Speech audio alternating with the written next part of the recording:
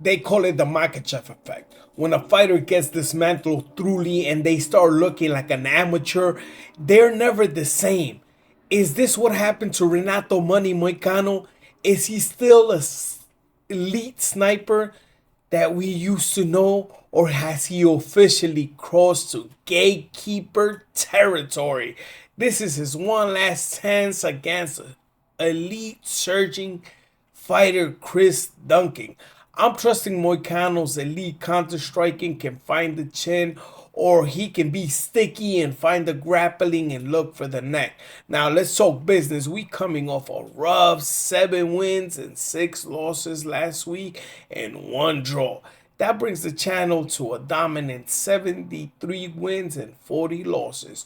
We're still keeping in the green, and that's what matters here, rising the ranks. Now, let's start with the prelims. We got a high stakes Brazilian showdown in the women's flyweight division. Dion the Witch Barbosa versus Melissa Gatto. This is a classic battle of momentum versus long layoff. Barbosa is coming off a gritty decision loss to Silva, while Gatto is returning for the first time since 2024. Gatto looked lethal in her last outing with a third round knockout over Vidal, but this game changes quick and cage rust is real. Now, the game plan for Barbosa is clear. She needs to maintain the distance. She needs to keep her striking set up. Importantly, she needs to be careful with the wrestling and avoid getting reversed and set up them clinches and secure top control from the beginning. Now, is who has the grappling edge on this one? Is it Barbosa or is it is it Gatto? So this is going to be difficult because Gatto has a 63 takedown defense, but the question is her timing. She hasn't been in the octagon, so this plays a factor. Now, Gatto's more well-rounded and she has a KO power. She's more opportunistic. She has submission. Now, Barbosa activity is higher. She's been favored to grind it out. Now, I have some smart plays for this one.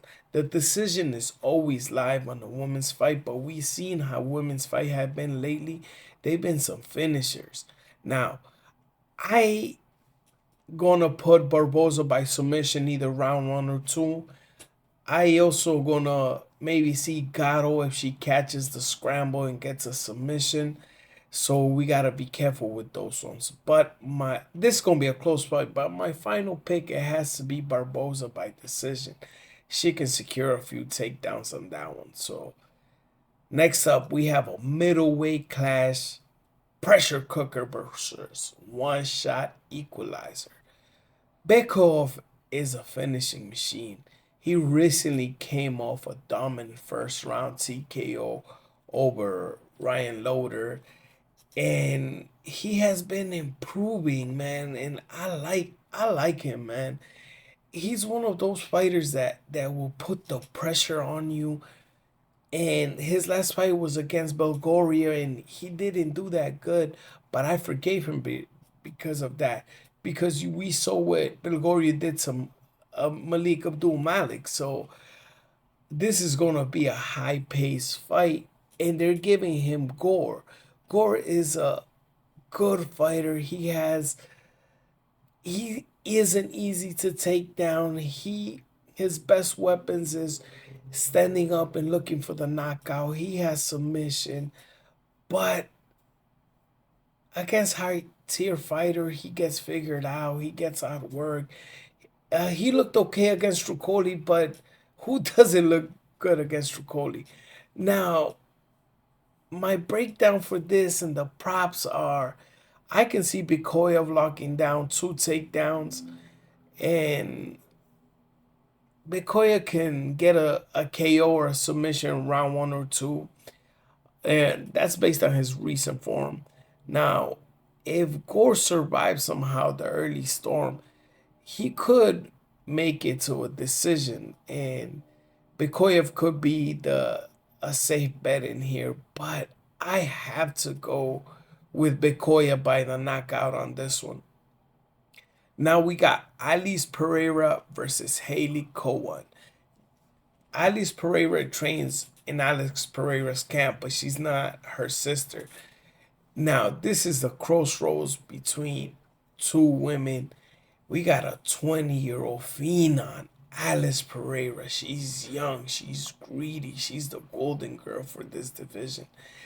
And she has superior striking here. It's plain and simple. She carries a massive 4-inch reach advantage.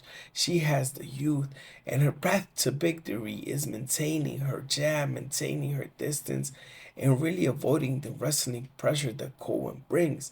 She's a powerhouse wrestler, and when she puts you against the fence, she's dangerous. So Cowan is hungry, and she's gonna get at least one big takedown in this one. And be careful if somebody leaves the neck exposed. Now I'm gonna give you some angles with this one. Since this is a women's fight, it might not be slow pace, it might be, so it might go to the distance, so the decision is always live. But I'm thinking Alice Pereira by KO in round 1 if she Cowan coming in for the takedowns. Now, if this becomes a heavy grappling war, Cowan's submission is live here. Now, the trap here, Alice by submission is a sneaky play, as Cowan sometimes overcommits her wrestling and she can take the neck. But, man, I gotta go with like, Cowan has the strength, but Pereira has the speed, the reach, the finishing instincts. But if we keep this at range, she's going to find a shot at any time. I got to go with Alice Pereira by knockout. Now we got Vannata versus Flower. This is the light heavyweight crossroad battles.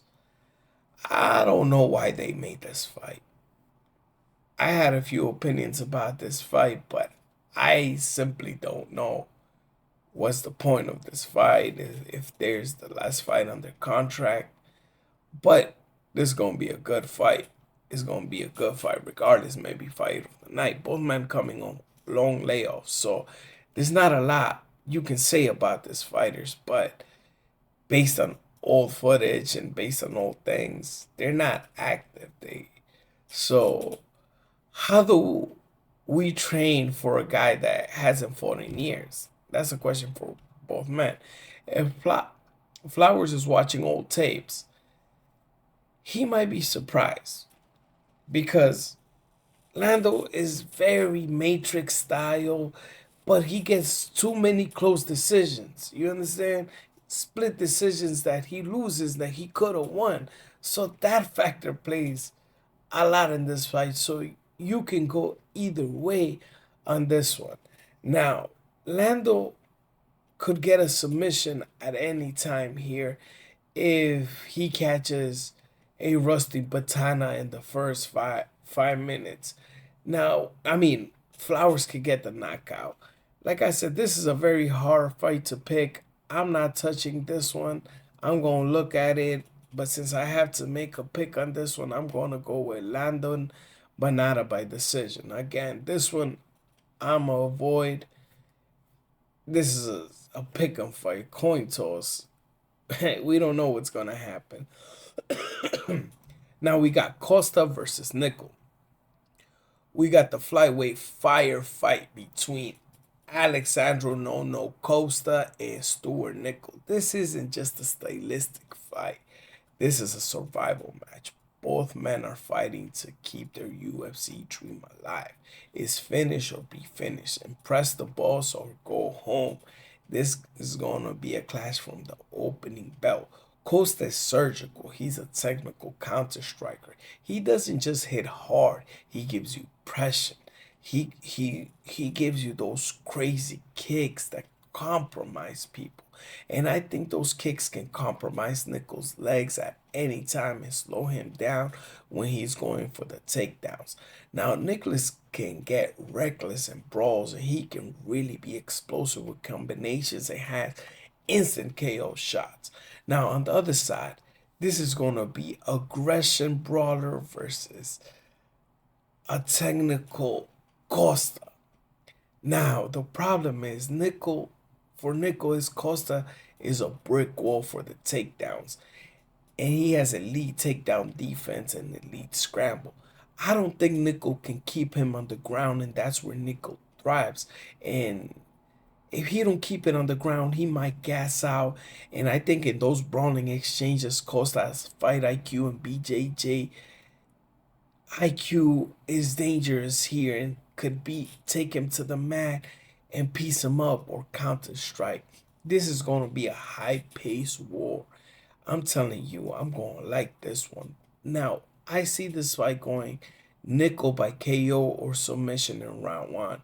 Be a ground and pound if he secures the early top. Now, Costa by KO in round 2 or 3. As Nicoll tires out from the takedowns, that could be a nice value right there. Now, but I have to go with, man, this Nichols has good pressure, but Costa's more polished. I gotta go with Alexandre Costa by late knockout, man. This is gonna be a good fight. Now we got Jose Delgado versus Robert Ruchała. This is gonna be a close fight. I'm excited for this fight. I'm really excited for this one because we have the Brazilian newcomer Jose Cesar Delano brings a 4-fight win streak into the octagon. He's a former KSW champion. Now, Robert Ruchała is also a great fighter, and a lot of people are looking at him down. Delano is a problem for anyone in the division. He has rare combination, knockout power, dangerous submission, and on his way to the UFC, he showed his elite takedown defense and high volume striker that puts opponents on the heel immediately. He's not just looking to win; he's looking to make a statement and be a problem. But Robert Ruchała is tall, durable. He's a hard mountain to climb. We saw it in his debut against Gomez. He can go toe to toe 3 rounds and he ain't backing down. He has a cardio to push 15 minutes. He has the rhythm to disrupt Delano. The question is, can he handle the raw power of the Delano brings in the pockets? This is going to be a chess match, man. This is going to be with heavy consequences. If the UFC, KOs are hard to find at this level. So it comes down to who wins the transitions, who wins the striking, who wins the ground game. Now, Delano has an advantage hunting submission, but Ruchała grappling is top tier. Now, the striking, Delano versus length and volume, man. This is like a strong, close fight, man. But this feels like fight of the night potential. Now, I think Delano could get the submission if he catches Ruchała in the scramble, or Ruchała can get the KO if he uses his reach to catch Delano lunging. Now, the technical play for this one, I think Delano by decision, because this might maintain on the feed. This might have some scrambles. This is going to be a good fight. I'm excited for this one, but it's almost too close to call, so you can pick anyone and I won't be mad. You know what I mean? So I got to go with Jose Delano by decision on this one. Now we got Pat versus Petersen. It's the heavyweight clash in the Apex. This is a 6.5 Brazilian prospect, Guilherme Pat, facing the wrestling grinder Thomas the Train Petersen. This is hype versus pedigree. Now, this is a big prospect test for Pat. He's an underrated, undefeated, aggressive. In his debut fight against Alan Fry, he showed he can win bloody 3-1 wars and he can fight. He loves to hunt for the KO and is not afraid to grapple. However, most of his wins came from the regional scene against fighters that had losing records, and that hasn't been proven. And in my record, you still aren't proven until you fight 2 or 3 times in the UFC, and he has in front of him a specialist like Petersen. Now, Thomas Petersen is smaller guy here. He's always looking small against these big guys. That's where he's been struggling because he's getting out muscled. Now, when you're a wrestler and somebody heavier than you out muscles you, or you shoot a takedown and the guy lands on top of you, it takes a lot of gas in you, man. So if he can't put Pat on his back in round one, it's going to be a long night. Now, can Pat 81-inch reach keep the train off the tracks? If Petersen gets inside, he can make this a blessing of the curse, man. He can be inside, piece him up, go for the takedown, take the legs. But if he relaxes too much on the takedowns, he can gas out and be punched out, man. I got a few angles on this one. I got Guilherme Pop by round one, KO or submission. If he catches Petersen coming, which I think he will, it's a strong that pick that he might take this into a knockout first round. Now, Guilherme might get the submission on this one. There might be a chance that he takes this to the ground and is able to get that scramble and look for the neck. But in deep waters, Petersen fails, and I don't think he's gonna put enough pressure, or he can be the better wrestler here. Pat has the momentum and size, and he has to prove it here. So I gotta go by Pat, late KO. Next up, we got a big anticipated fight. We got an undefeated Tommy Gun Millen against an explosive Manolo Zecchini. He's Italian. This is a prospect versus a last chance KO, a last chance showdown. McMillen enters the octagon with a perfect 9-0 record. He has a reputation of being a finisher. He's a massive 145er.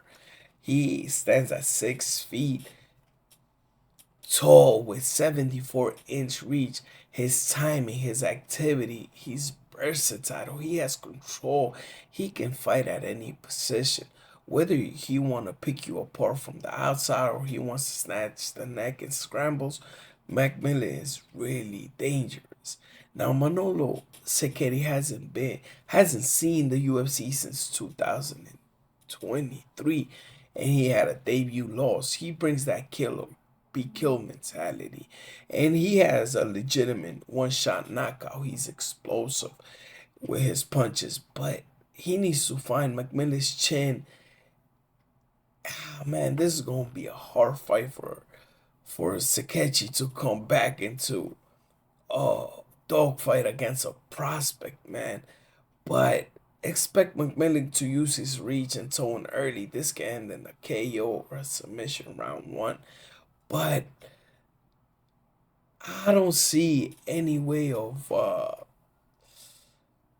this going to the distance. So I gotta go with McMillen controlling the distance and the pace. McMillen by submission on this one. Now we got Ewing against Steven. This gonna be a good fight. I'm excited for this one. This is a fight that I've been looking at over and over again.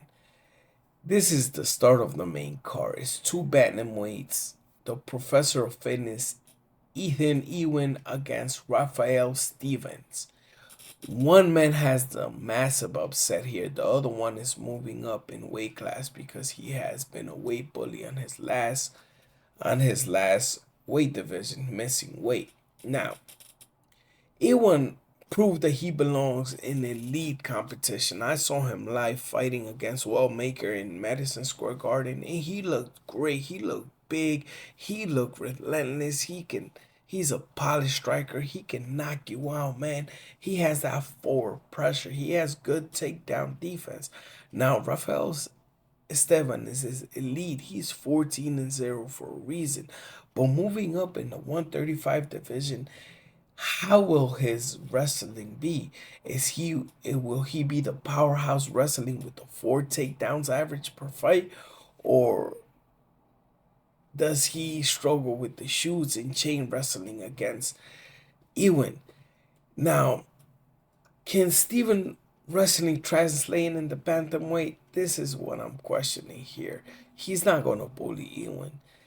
This is going to be a forced kick boxing match, man. This now, if the takedowns are stuffed, Ewing is going to have the great advantage here.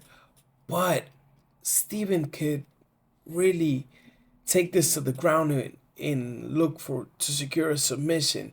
If he looks for the back early and does that Macapa squeeze, man, it's gonna be fun. But I'm going with the Larry Surge Ewing by KO round 3, man. Yeah, man, I gotta go with that. Now we got Rakhman. Wait, I can't pronounce his name.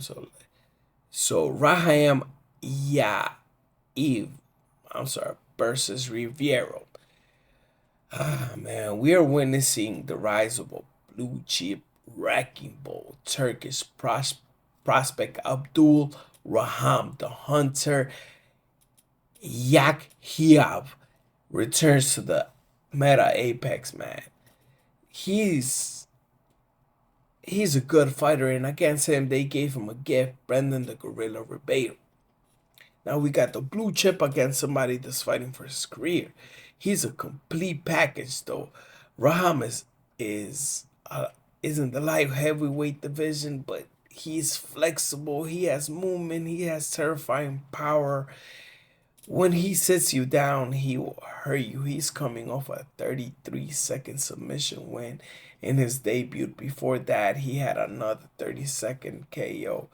Now, Brendson Ribeiro has that kill mentality, but lately he's been killed. He's been dropped back to back. Now, like, he has a solid ground game, but his chin been tested and tested. He's been out grappled. So here, the odds are too crazy. So I have to go with my man Rakhman by round 1 finish. This could be a knockout or a submission. This is my strongest pick of the night so far. Now we got Jandiroba versus Ricci. This is another good fight. This is the main event in the strawweight clash. Now we've seen the women fights how they've been.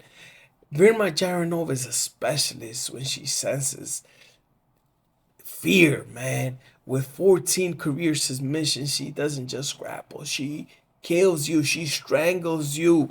She don't play around with her. She has a 3-inch reach advantage. She's tall. She has the tools to keep Ricci on the end and make this dirty.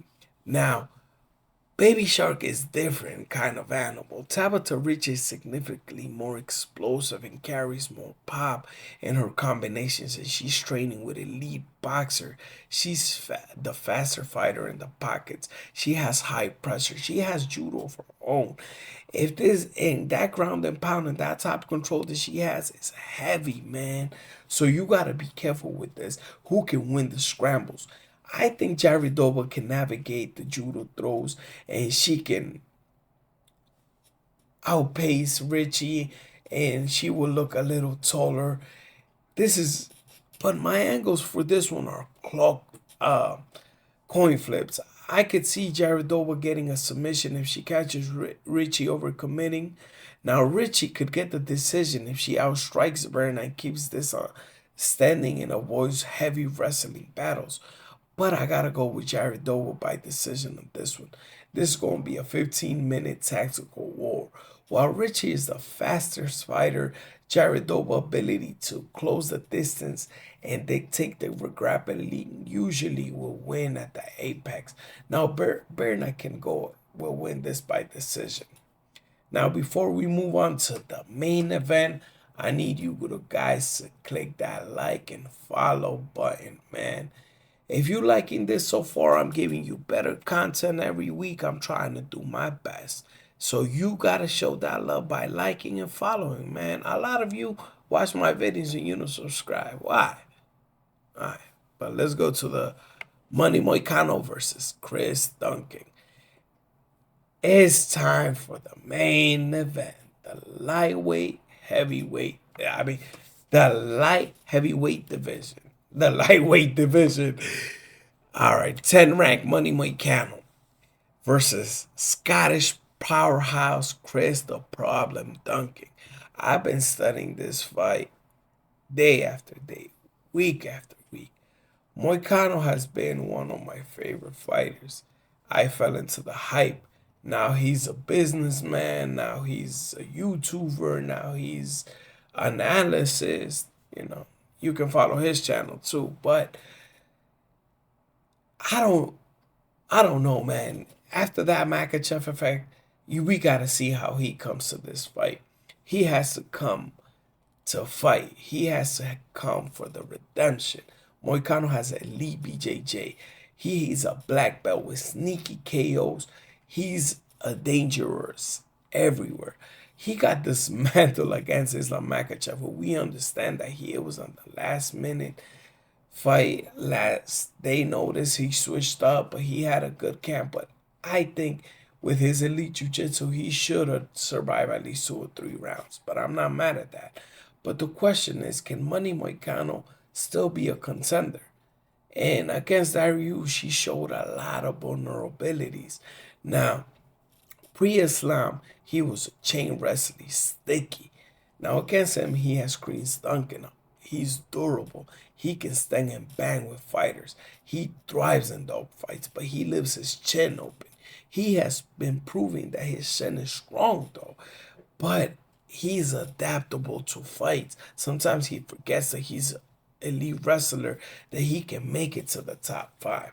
Now, Duncan is notoriously hittable, man. He's very hittable because when he's going in, he forgets tactics, and the other 5 forgets too. So it's who can hit harder.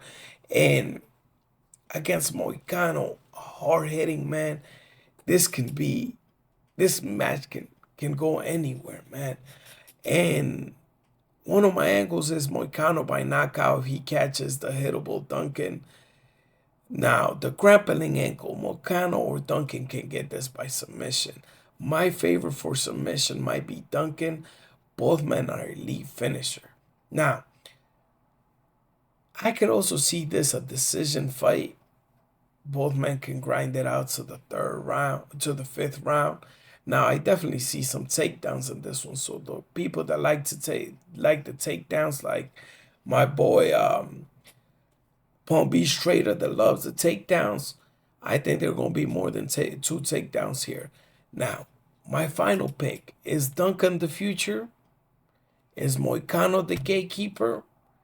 I don't know, man, but I'm going to give Moicano one more chance. I think his killer instinct is dormant on this one. And I got to go with Moicano by submission. His sticky wrestling is going to overwhelm Duncan on this one, but I might be wrong. Now, guys, if you got in this far, click that like button and subscribe. And I'm going to try to do my strong picks and strong bets on another video. And I'm going to put down my money and I'm going to show you how I bet.